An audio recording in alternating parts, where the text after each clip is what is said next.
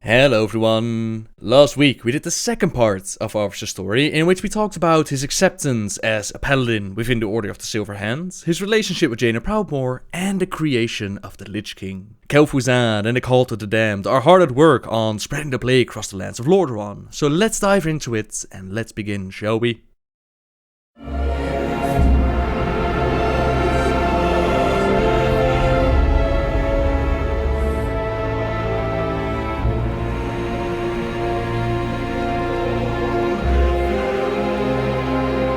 We've received reports that the orcs are regrouping. Certainly the recent attacks against the internment camps are evidence enough. Agreed. The Horde is on the move. This is absurd. My nation will not stand by and watch as the Horde masses on our very doorstep. The orcs are not our primary concern here. How many times must I repeat myself? King Tyrannus, you must heed my warning. This plague that has gripped the Northlands could have dire ramifications. Wizards are just being paranoid.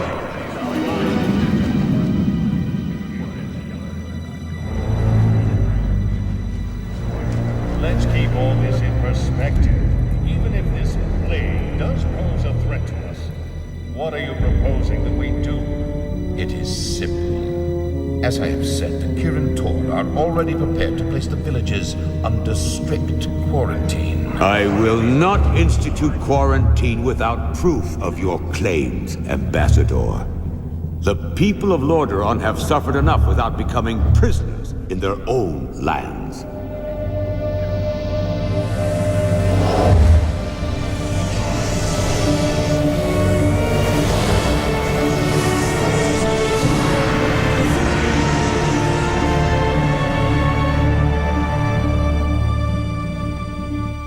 Yet prisoners they are, good king.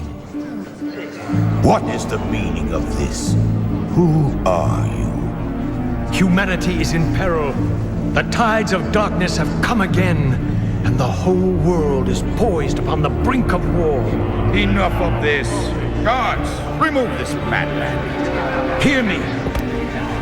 The only hope for your people is to travel west, to the forgotten lands of Kael'thas. Are you mad? Old Ambassador, I don't know who you are or what you believe, but this is not the time for rambling prophets. Our lands are beset by conflict, but it shall be we who decide how best to protect our people, not you. Now, be gone!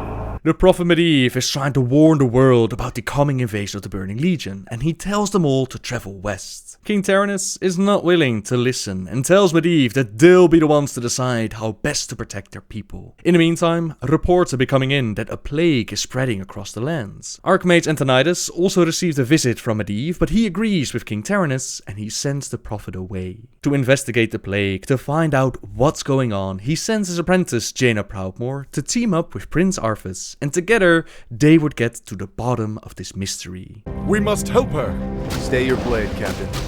She can take care of herself.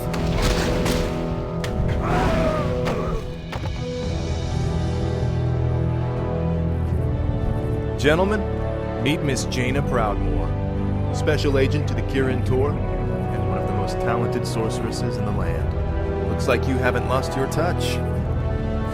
It's good to see you again, Jaina. You too, Arthas.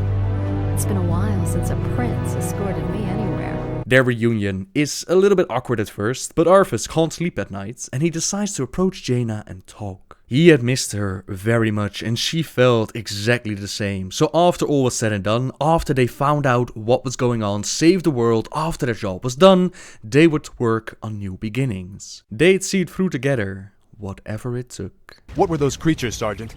Undead, my lord. This whole village has gone mad. We did our best to defend the villagers, but... We'll get to the bottom of this. It's as if the land around that granary is dying. Could the grain itself be plagued? Let's hope not. Those crates bear the regional seal of Anderhall, the distribution center for the northern boroughs. If this grain can spread the plague, there's no telling how many villages might be affected. Their team found out that the plague was being spread through the grain, so they did their very best to stop it from spreading any further. They even encountered necromancers and their leader Kel'thuzad, who told them about the cult of the damned, the Dreadlord Morgannus, and he told them to leave well enough alone, that their curiosity would be the end of them. But Arthas could not walk away. Remember the promise he had made when he failed Invincible? He would stop at nothing to try and protect his people. So he pushed Jaina and his men until eventually they got their hands on Kel'thuzad. Naive fool. My death will make little difference in the long run. For now, the scourging of this land begins. Killing the leader of the cult did not prevent the citizens from eating the grain that had already been shipped out. At Hearthglen, they figured out that the plague was not only meant to kill, it also converted those who died from it into the undead. Arthas became obsessed about stopping all of this, about saving his people. He became very distant and unwilling to listen to those close to him, like Uther and Jaina, and not even the Prophet Medivh was able to push him away from this path. He had to stop Morgannus, he had to destroy each crate of grain that they could find, but at Stratholme they made a terrible discovery. Glad you could make it, Uther. Watch your tone with me, boy. You may be the prince, but I'm still your superior as a paladin. As if I could forget. Listen, Uther. There's something about the plague you should know. Oh no. We're too late. These people have all been infected. They may look fine now, but it's just a matter of time before they turn into the undead. This entire city must be purged. What? How can you even consider that? There's got to be some other way. Damn it, Uther. As your future king, I order you to purge this city! You are not my king yet, boy. Nor would I obey that command even if you were. Then I must consider this an act of treason. Treason? Have you lost your mind, Arthas? Lord Uther, by my right of succession and the sovereignty of my crown, I hereby relieve you of your command and suspend your paladins from service. Arthas, you can't just... It's done! Those of you who have the will to save this land, follow me! The rest of you, get out of my sight! You've just crossed a terrible threshold, Arthas. Jaina? I'm sorry, Arthas.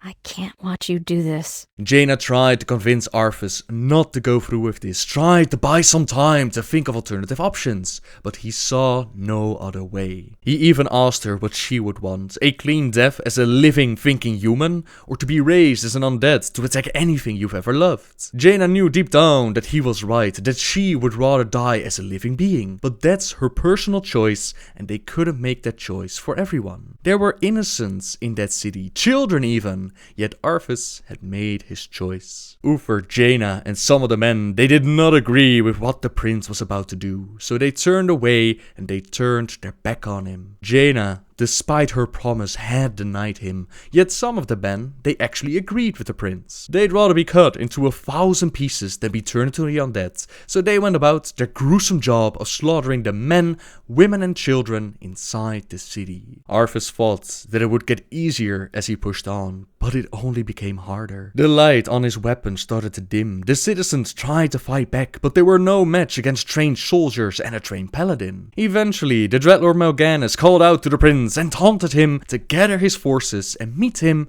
in the Arctic lands of Northrend. Your journey has just begun, young prince. Gather your forces and meet me in the Arctic land of Northrend. It is there that we shall settle the score between us. It is there that your true destiny... I'll hunt you to the ends of the earth if I have to. Do you hear me? To the ends of the earth!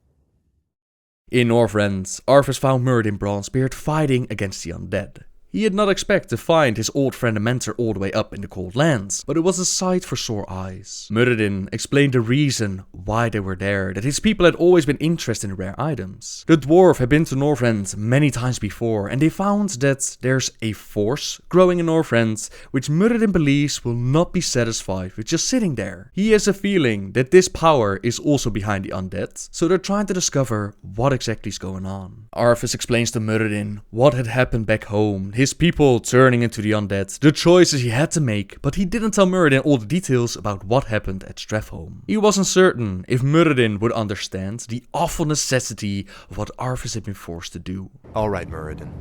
What were you doing up here anyway? Well, lad, there's an ancient waygate that lies somewhere in this glacial wasteland. Supposedly it transports you to a hidden vault where a rune blade named Frostmourne is held. We came here to recover Frostmourne.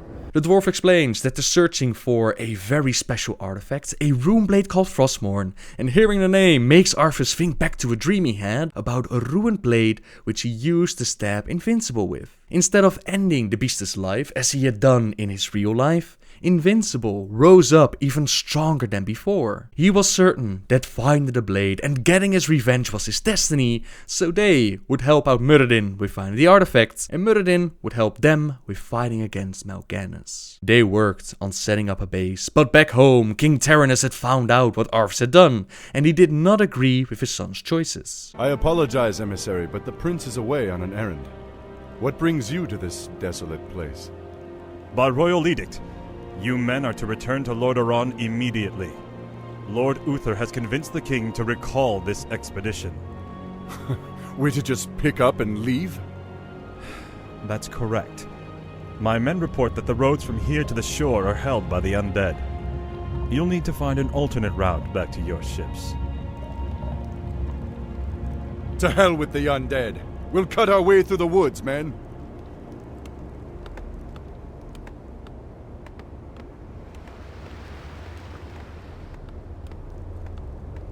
Captain, why are the guards not at their posts? Well, my lord, your father had our troops recalled at Lord Uther's request. Uther had my troops recalled? Damn it! If my warriors abandon me, I'll never defeat Mal'Ganis. The ships must be burned before the men reach the shore. Isn't that a bit much, lad? Burned down to their frames. No one goes home until our job here is done. We'll need more men to fight our way through the undead. I've come across a few mercenary camps up here. Perhaps we can hire a few of them. Damn Uther for forcing me to do this. Well done. Only one ship remains.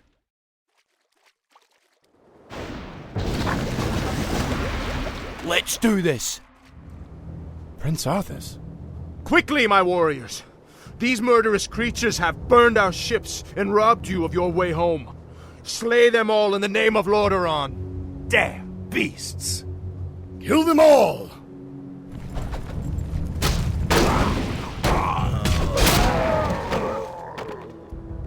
Our ships are ruined. What will we do now? Listen to me, all of you. There is no way home for any of us save through victory. In this land, we will stand or fall together. Now, return to the base and man your posts. Muradin couldn't believe his eyes. This was not the same Arthas that he had trained, that joined the Order of the Silver Hands, the future king of Lordaeron. Was vengeance all that important to Arthas? Spare me, Muradin. You weren't there to see what Mal'Ganis did to my homeland.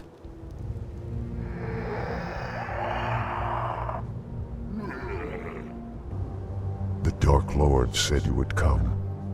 This is where your journey ends, boy. Trapped and freezing at the roof of the world, with only death to sing the tale of your doom. This looks bad. We're completely surrounded. There's still one chance. Help me claim Frostmourne. If it's as powerful as you said, it might tilt the scales in our favor. I have a bad feeling about this, lad. But I promised I'd see this through. Arthas and Muradin left their troops behind to defend the base, while they went out to find Frostmourne. Behold, Muradin, our salvation. Frostmourne. Halt, lad. There's an inscription on the dais. It's a warning. It says, "Whomsoever takes up this blade shall wield power eternal. Just as the blade rends flesh, so must power scar the spirit." Oh, I should have known. The blade is cursed. Let's get the hell out of here.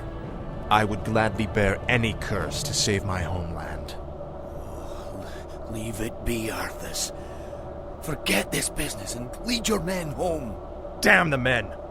Nothing shall prevent me from having my revenge, old friend. Not even you.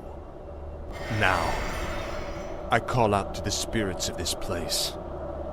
I will give anything or pay any price, if only you will help me save my people.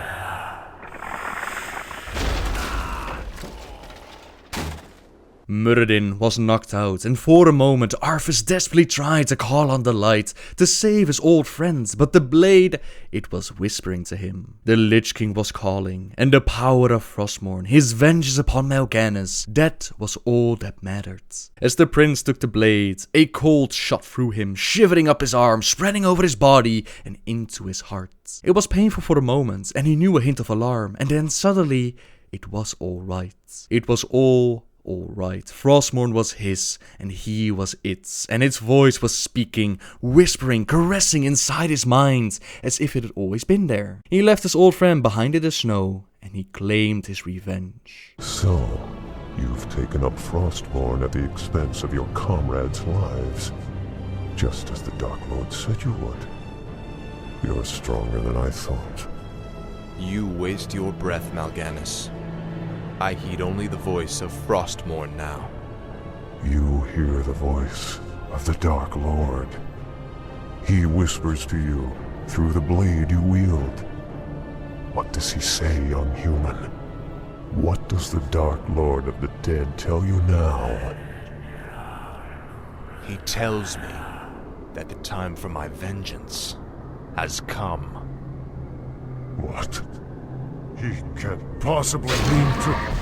It is finished. The prince left his troops behind as he wandered into the frozen wastelands of Northrend, listening to the maddening voice of Frostmourne. The blade was created by the Dreadlords, was tossed out by Ner'zhul from the ice that encased him. He had planned for all of this, for Arthas to become his champion, for the blade to steal a piece of his soul, turning the former paladin into the first of the Death Knights created by the Lich King. Some of his men were turned to the Death Knights as well, and with his soul cast aside, his sanity shattered, Arthas led the Scourge back home, where they were greeted with open arms. Ah, my son.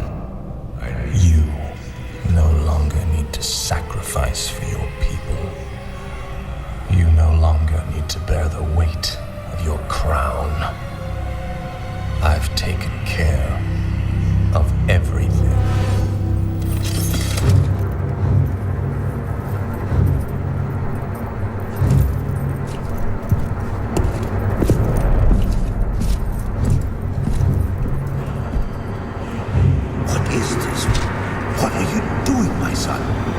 Succeeding you, Father.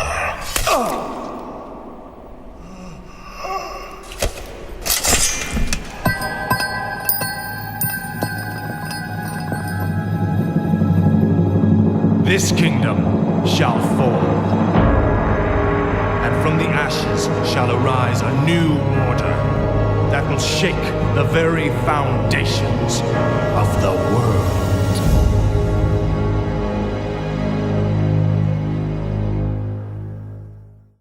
All those gathered to welcome the prince home were slaughtered and converted. We don't know what happened to Arthas' sister Kaelia or his mother, so perhaps they survived the fall of their kingdom. It didn't matter much to Arthas though. He left the killing to his servants while making his way to the grave of an old friend. It had been 7 years since he was forced to put down Invincible, but now he had the power to make it alright again. He lifted his hand, pulling the no longer dead thing from its slumber in the cool dark earth. Invincible was his again. It was all part of his destiny, yet fate seemed to have a sense of humor, since Ner'zhul was not just sent back to create a few undead. He was sent back with a mission to get the world ready for another invasion of the Burning Legion, and to get this started, they had to bring back the necromancer Kel'thuzad. Under the watchful eyes of the Dreadlord Tychondrius, they brought together the Cult of the Damned, they took out several of the paladins, and they gathered Kel'thuzad's remains from Anderhal. The remains were badly decomposed though, so they couldn't be transported as they were. They had to collect a very special container, which was currently in the possession of Arthas' former mentor and friend. Your father ruled this land for 70 years, and you've ground it to dust in a matter of days. Very dramatic, Uther. Give me the urn, and I'll make sure you die quickly. The urn holds your father's ashes, Arthas. What? Were you hoping to piss on them one last time before you left his kingdom to rot? I didn't know what it held. Nor does it matter. I'll take what I came for one way or another. Uther did not earn the Lightbringer title for nothing, and he nearly took out Arthas in this fight. Yet the Runeblade Frostmourne, combined with the powers of the Lich King, they were able to snuff out even the brightest of lights. I dearly hope that there's a special place in hell waiting for you, Arthas. We may never know, Uther. I intend to live forever. After pouring out the contents of the urn, the ashes of King Terenas took flight, shouting the Death Knights and making it hard to breathe, making the fallen prince gag and drop to his knees. A moment later, he composed himself and he ordered one of his scourge to place the remains of the necromancer in the urn, ready to be transported to the magical city of Quel'thelas. In order to resurrect Kel'thuzad as a Lich, they had to find an incredibly powerful magical source, and as luck would have it, the High Elves of Quel'thelas, they had the Sunwell, which would be perfect for the job. This city had been able to stand up against trolls, against orcs riding dragons, but this time there was a traitor from within, Darkandravir, who helped Arthas with gaining access into the kingdom. The High Elves, amongst them Lady Liadrin, Ranger General Sylvanas Windrunner, they tried to stop the army of undead that was marching upon their lands, literally leaving a scar behind them as they marched. They did their very best, but nothing would stand in the way of death, and Sylvanas was not even granted the peace of the afterlife. Finish it. I deserve a clean death. After all you've put me through, woman, the last thing I'll give you is the peace of death. No, you wouldn't dare. Transformed into a banshee, she was forced to obey Arthas and watched as he slaughtered the rest of her people and even her king and Asterion Sunstrider. Her kingdom fell as Arthas claimed the Sunwell. Citizens of Silvermoon, I have given you ample opportunities to surrender, but you have stubbornly refused. Know that today, your entire race and your ancient heritage will end. Death itself has come to claim the high home of the elves. Now arise, Kel'thuzad, and serve the Lich King once again.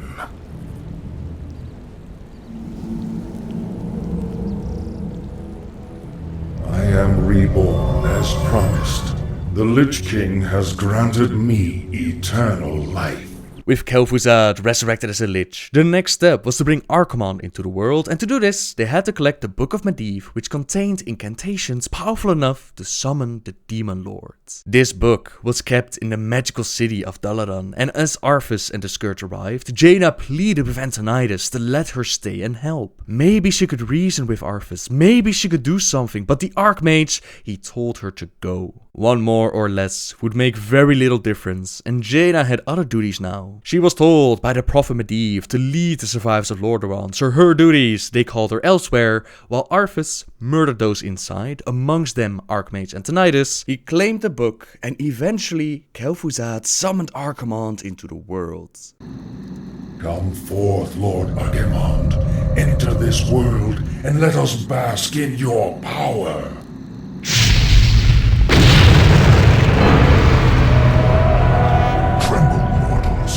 Despair. Doom has come to this world.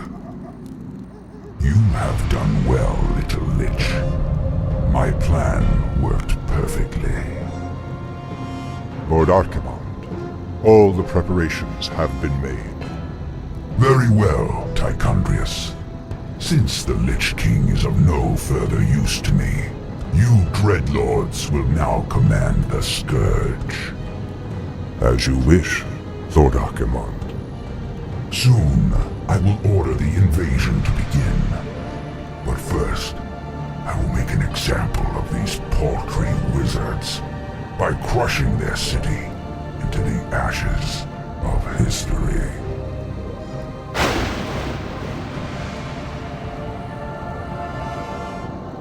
This has got to be a joke. What happens to us now? Be patient, young Death Knight. The Lich King foresaw this as well. You may yet have a part to play in his grand design.